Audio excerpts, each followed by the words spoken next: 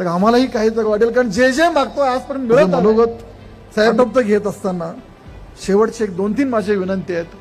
अक्कलकोटला आलेला माणूस हा गाणगापूरला जातो साहेब, आणि गाणगापूरचा रस्ता DLP संपलेली आहे. अक्कलकोट दुधनी रस्ता जो आहे तो खराब झालेला आहे. माझी विनंती आहे साहेब, त्या रस्त्याची अक्कलकोट गाणगापूरला जायचा रस्ता तो दुधनी रस्ता आपण पुनर्बांधणी करून द्यावं, तो नवा रस्ता बनवून द्यावा.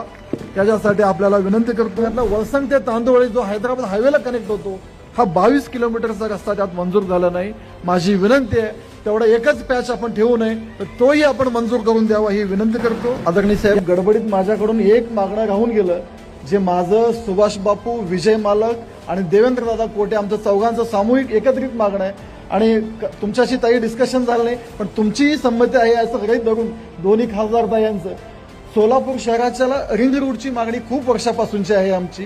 कारण खूप वेळा, कित्येक वेळा बाहेरच्या बाहेर आम्हाला पुण्याला जायचं आहे, आम्हाला विजापूरला जायचं आहे, हैदराबाद रोडला जायचं आहे, आणि अनावश्यक हेवी व्हेकल असतील, आमच्या वाहतूक असेल, तो सोलापूर शहरात जातात आणि खूप सारे ऍक्सिडेंट सोलापूर शहरात घडतात.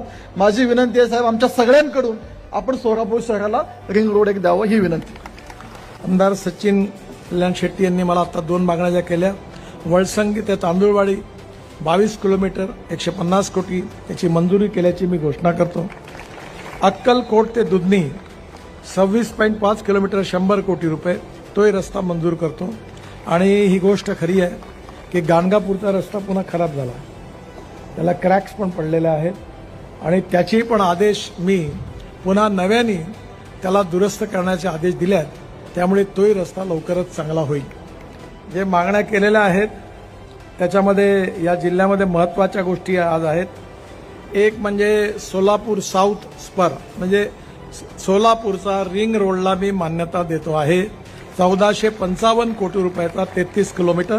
अक्कलकोटच्या आणि सोलापूरच्या जनतेला खूप खूप शुभेच्छा, धन्यवाद.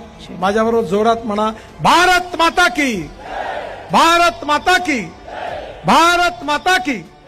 धन्यवाद.